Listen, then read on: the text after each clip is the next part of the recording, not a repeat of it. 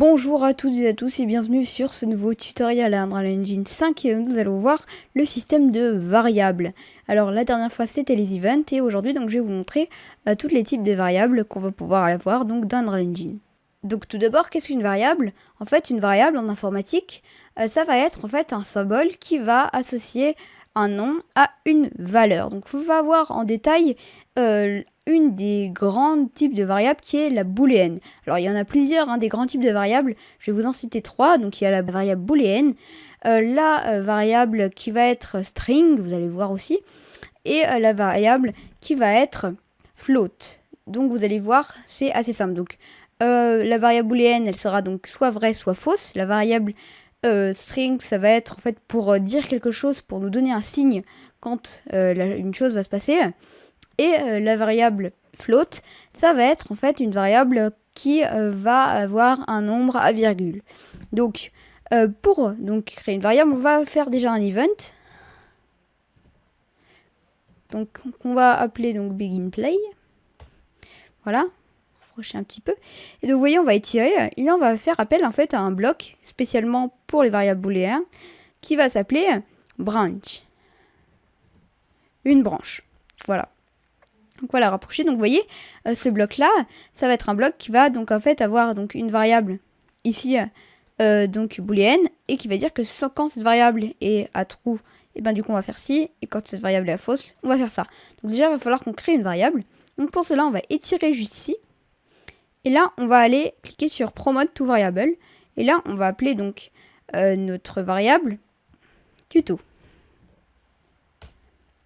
Voilà, donc vous voyez, on a une variable donc, qui va s'appeler tuto. D'ailleurs, vous pouvez le voir dans les variables, juste ici. Et donc, vous voyez que si, par exemple, on dit que à true, on va faire un public string. Enfin, on va appeler une variable string. Voilà. Je la cherche. Print string, voilà.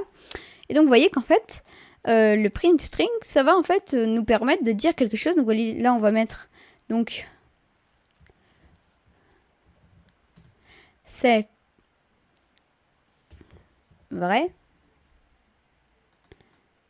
et on va en mettre un nouveau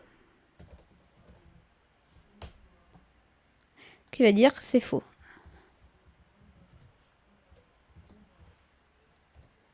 Voilà, on va les mettre tous les deux ici. Donc vous voyez, tout va dépendre en fait donc de notre variable tuto. Donc vous voyez que si là on compile, on va avoir en dessous là en fait tuto qui va être coché. Donc vous voyez que si je décoche, donc voilà, si il est coché, ça veut dire qu'il est à true, et si je décoche, il est à false. Donc vous voyez qu'en fait ça va jouer surtout sur ça. Donc on va le mettre coché, et donc on va compile, on va voir tout ça. Donc si je clique sur play, on va voir voilà un carré qui va apparaître. Donc je vous le referai très vite. Et là, vous allez voir, regardez bien ici, vous voyez qu'on a voilà un petit c'est vrai qui va apparaître. Mais si je mets voilà à false et que je joue, on va mettre c'est faux. Vous voyez, c'est assez simple les variables booléennes, mais c'est assez rigolo, surtout pour vos jeux, et c'est vraiment quelque chose qui va vraiment vous permettre de gérer en fait des choses assez compliquées. Donc là c'était un petit test, c'est pas forcément comme ça qu'on va l'utiliser tout le temps, mais ça peut être quelque chose. Donc vous voyez, c'est très simple, là on a utilisé 4 blocs avec le petit tuto, mais donc vous voyez qu'en fait on n'a pas forcément de complications en fait dans nos variables. Après on va avoir donc beaucoup d'autres variables, si on regarde, si vous allez dans les variables et qu'on va cliquer sur booléen, vous voyez que là on va voir, on va ouvrir tout là, on va voir énormément de variables. Vous voyez, j'ouvre ici également, ici aussi, et ici. Donc vous voyez qu'on va voir, donc ça commence ici, vous voyez qu'on va avoir tout ça comme variable.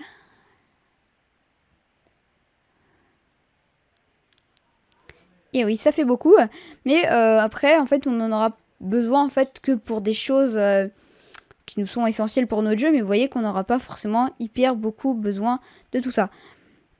Donc voilà, petit épisode et bon voilà. Donc cet épisode est terminé, j'espère qu'il vous a plu et on se retrouve très bientôt pour une nouvelle vidéo. Allez, ciao!